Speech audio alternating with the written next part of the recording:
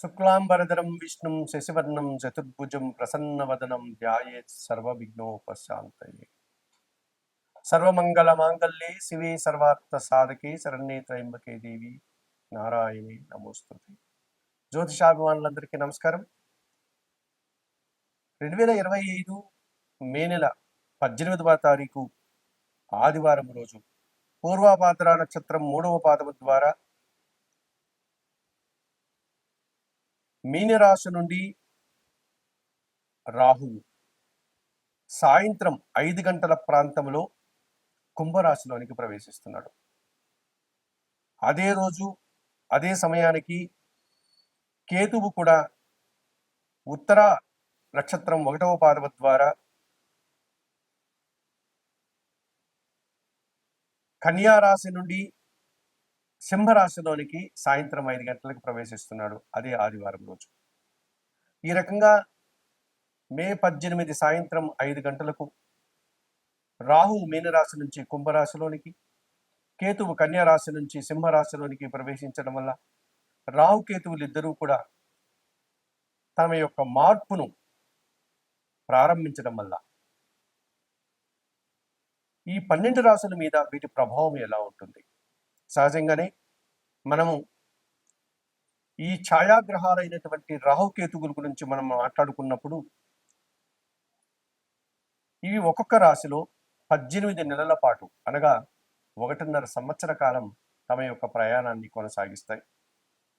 శని భగవానుడు ఎలాగైతే 2.5 సంవత్సరం ఒక్కొక్క రాశిలో ప్రవేశించే సంచారాన్ని కొనసాగిస్తాడో, గురువు ఎలాగైతే సంవత్సర కాలం తన సంచారాన్ని ఒక్కొక్క రాశిలో కొనసాగిస్తాడో, ఈ రాహుకేతువులు మాత్రం ఈ మే 18 నుంచి 18 నెలలు అనగా 1.5 సంవత్సర కాలం రాహువు కుంభరాశిలో, కేతువు సింహరాశిలో తమ యొక్క సంచారాన్ని కొనసాగిస్తారు. సహజంగా రాహువు గురించి మనం మాట్లాడుకున్నప్పుడు ఒక పొగ వంటి ఆకారం, భయంకర రూపం, నల్లని శరీరం, వాత ప్రవృత్తి కలిగినటువంటి స్వభావం, వన సంచారం, అతిధైర్యం, సాహసం, పదవి వ్యామోహం, జూదం, గ్యాంబ్లింగు, దురాశ, అత్యాశ, అన్య భాషాభిమానం, అన్య దేశాభిమానం, బలాత్కారం, భ్రష్టత్వం, దొంగబుద్ధి, గొడవలు, కలహాలు, యుద్ధాలు, కేవలం ధనార్జనే ధ్యేయంగా ఉండడం, లేక పదవే ప్రధానంగా భావించడం, కుల మతాలను వ్యతిరేకించడం, సంస్కృతి సాంప్రదాయాలను త్యజించడం, ఇటువంటి ఈ లక్షణాలన్నీ ఉంటాయి. గంగా స్నానం, పితృతర్పణాలు, మరణాలు, శ్మశాన భూములు, ఇటువంటి స్వభావం కలిగినటువంటి ఈ రాహువు ఇప్పుడు కుంభరాశిలోనికి ప్రవేశించాడు.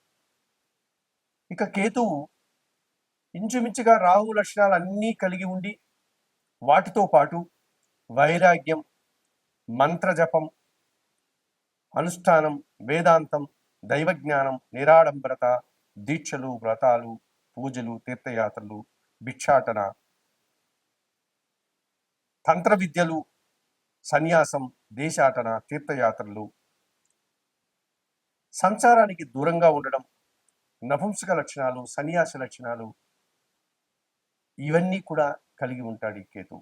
మరి ఇటువంటి కేతు ఇప్పుడు సింహరాశిలో 18 నెలల పాటు ఆయన ప్రయాణాన్ని కొనసాగిస్తున్నాడు. అందుకే మన వాళ్ళు వైదిక సాంప్రదాయాన్ని అనుసరించేటువంటి జ్యోతిష్ శాస్త్రంలో ఒక సర్పాన్ని గన శరీర మధ్యంలో ఖండిస్తే తల సర్పం సగభాగం రాహువు అయితే, తోక సర్పం సగభాగం కేతువు అని చెప్తారు. ఇదన్నీ కూడా ఒక సింబాలిక్గా, ఒక ప్రతీకగా మన పెద్దవాళ్ళు మనకు చెప్పడం జరిగింది. అటువంటి ఈ రాహుకేతువులు ఇప్పుడు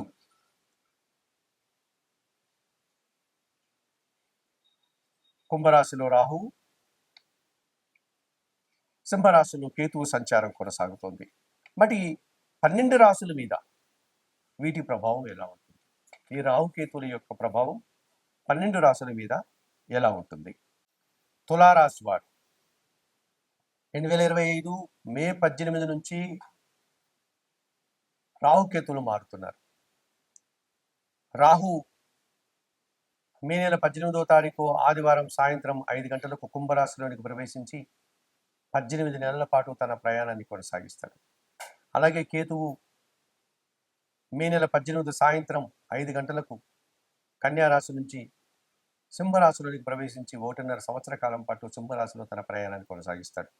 మరి ఈ రకంగా రాహుకేతువుల యొక్క మార్పు సంచారం తులారాశి మీద ఎటువంటి ప్రభావాన్ని చూపుతుంది, ఎటువంటి ఫలితాలను అందిస్తుంది? ప్రధానంగా తులారాశి వారికి కుంభరాశిలో రాహు, పంచమ రాహు, 5వ భావంలో రాహు సంచారం పూర్తిగా వ్యతిరేక ఫలితాలను ఇచ్చేటువంటి వాతావరణం కనిపిస్తుంది. మీ ఆలోచనలన్నీ కూడా ఒక రకమైనటువంటి దురాశతో కూడుకున్నటువంటి ఆలోచనలు మీరు ఆలోచించి తద్వారా సమస్యలు కొని తెచ్చుకునేటువంటి వాతావరణం కనిపిస్తుంది. అది సాంప్రదాయ వ్యతిరేకమైనటువంటి విషయాల్లో కానీ, విదేశీ వ్యవహారాలు కానీ, కుల మతాలకు అతీతమైనటువంటి విషయాలు కానీ, మీకు నచ్చిన వ్యక్తుల విషయంలో మీరు కాస్త సాహసోపేతమైన కార్యక్రమాలు చేసి సమాజంలో నిందలు పడే పరిస్థితి కనిపిస్తుంది. అనగా స్నేహితులు కానీ, ఆత్మీయులు కానీ, ప్రేమికులు కానీ ఈ పంచమ రాహు వల్ల ఇబ్బందులు, నిందలు, సమాజంలో ఒక రకమైనటువంటి చెడు గుర్తింపును తెచ్చుకోవడానికి అవకాశం కనిపిస్తుంది. కనుక యువకులు, విద్యార్థులు ఈ విషయంలో జాగ్రత్తలు తీసుకోవాల్సిన అవసరం ఉంది. అలాగే తల్లిదండ్రులు సంతానం విషయంలో సంతానం యొక్క కోరికలన్నింటినీ తీర్చాలి అనే అతి ప్రేమకు పోయి వారు కోరేటువంటి ఆ దురాశ ఏదైతే ఉందో అత్యాశతో కూడిన కోరికలను నిర్వర్తించి మీరు ఇబ్బందులు పడి వారు ఇబ్బందులు పడే పరిస్థితి కనిపిస్తుంది. కనుక సంతానం విషయంలో మీరు 1-2 సార్లు ఆలోచించి వారి కోరికలు ఎంతవరకు సబబుగా ఉన్నాయి, న్యాయంగా ఉన్నాయని ఆలోచించాల్సినటువంటి అవసరం కనిపిస్తుంది. కనుక సంతానం యొక్క అభిప్రాయాలు, అభిరుచుల్ని మనం 1-2 సార్లు ఆలోచించి వాటిని నెరవేర్చాల్సిన పరిస్థితి కనిపిస్తుంది. అలాగే కొన్ని కార్యక్రమాలు ఇష్టంతో చేసేటువంటి కార్యక్రమాలు పూర్తిగా వ్యతిరేక ఫలితాలు ఇచ్చేటువంటి వాతావరణం కనిపిస్తుంది. సంతానం విషయంలో కానీ, ప్రేమికుల విషయంలో కానీ, ఇష్టమైన విషయాల్లో కానీ మనం ఇష్టంగా చేయాలి అనే కొన్ని కార్యక్రమాలు ఏదో విధంగా ఆటంకపడేటువంటి, లేకపోతే దుబారా ఖర్చులు, అడావుడి, అనవసరమైనటువంటి ఖర్చులు ఏర్పడడానికి అవకాశం కనిపిస్తుంది. అనవసరమైన ఆడంబరాలకు వెళ్ళి మనం కొన్ని సందర్భాల్లో మన సంతానం యొక్క కళ్యాణాది కార్యక్రమాలు కానీ చేసి ఆర్థిక సమస్యలు కొని తెచ్చుకునే పరిస్థితి కనిపిస్తుంది. ఇటువంటి విషయాల్లో ఈ తులారాశి వారు జాగ్రత్తలు తీసుకోవాల్సిన అవసరం ఎంతైనా ఉంది అని చెప్పుకోవచ్చు. పూర్తిగా రాహు పంచమ భావంలో వ్యతిరేక ఫలితాలను ఇచ్చే వాతావరణం కనిపిస్తుంది. అయితే కేతువు మాత్రం లాభభావంలో 11వ భావంలో సింహరాశిలో సంచారం కొనసాగిస్తున్నాడు కనుక ఇదివరకు మీరు ఏవైనా తీర్థయాత్ర లాంటి కార్యక్రమాలు వాయిదా వేసి ఉంటే అటువంటి కార్యక్రమాలని, పుణ్య కార్యక్రమాలని ఇప్పుడు ప్రారంభించుకోండి. సునాయాసంగా కార్యక్రమాలు విజయవంతంగా పూర్తి చేసుకునే వారు అవుతారు. మీరు చూడాలనుకున్నటువంటి భగవద్ దర్శనం ఏదైనా ఉంటే ఆ కార్యక్రమాన్ని ఇప్పుడు ప్రారంభించండి. మీరు చేయాలనుకున్నటువంటి పుణ్య కార్యక్రమాలు అనగా పూజాది కార్యక్రమాలు కానీ, హోమాలు కానీ, దీక్షలు కానీ, వ్రతాలు కానీ, దేవాలయ నిర్మాణం కానీ, దైవ సంబంధమైనటువంటి కార్యక్రమాలు ఏ కార్యక్రమం చేసినా సునాయాసంగా పూర్తి చేసుకోగలుగుతారు. అలాగే భౌతికమైనటువంటి జీవితానికి సంబంధించిన కార్యక్రమాలు మీరు ఏమాత్రం కష్టపడకుండా, ఆడంబరాలకు పోకుండా, హడావుడి చేయకుండా, హంగామాలు చేయకుండా నిరాడంబరంగానే వృత్తి, ఉద్యోగ, వ్యాపార, వ్యవసాయ రంగాల్లో అభివృద్ధిని సాధిస్తారు. భగవంతుని ఆశీస్సులు మీకు తోడ్పడుతుంది.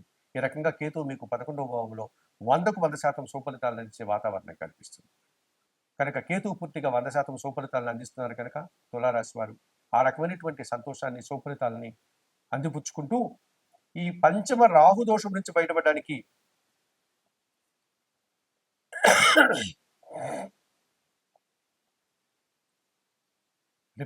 ఈ పంచమ రాహు దోషం నుంచి బయటపడడానికి చాముండేశ్వరి అమ్మవారిని కానీ, కనకదుర్గాదేవి అమ్మవారిని కానీ, కాళికాదేవి అమ్మవారిని కానీ దర్శించండి. లేక మీకు అందుబాటులో ఏ అమ్మవారు ఉంటే ఈ సౌమ్య రూపం కానటువంటి ఆయుధం ధరించినటువంటి ఈ అమ్మవారు, చాముండి అమ్మవారు కానీ, దుర్గాదేవి అమ్మవారు కానీ, కాళికా అమ్మవారిని కానీ దర్శించి అమ్మవారికి కుంకుమ పూజాది కార్యక్రమాలు నిర్వర్తించండి. ఎర్రటి పూలమాలను సమర్పించండి. శ్రీదేవి ఖడ్గమాల స్తోత్రం నిత్యం పారాయణం చేసుకోండి. అలాగే కొన్ని మినుములను పేదవారికి కానీ, పేద బ్రాహ్మణులకు కానీ దానం చేయండి. ఈ తులారాశి వారు ఈ రాహుకేతువుల మార్పు వల్ల ఈ పంచమ రాహు దోషం నుంచి బయటపడడానికి ఈ చెప్పినటువంటి పరిహారాలు నిర్వర్తించుకుంటూ, చెప్పిన విషయాలన్నీ స్వీకరిస్తూ ఆయురారోగ్యాలతో ఆర్థిక అభివృద్ధిని పొందాలని మనస్ఫూర్తిగా కోరుకుంటూ సర్వే జనా సుఖినో భవంతు. నమస్కారం.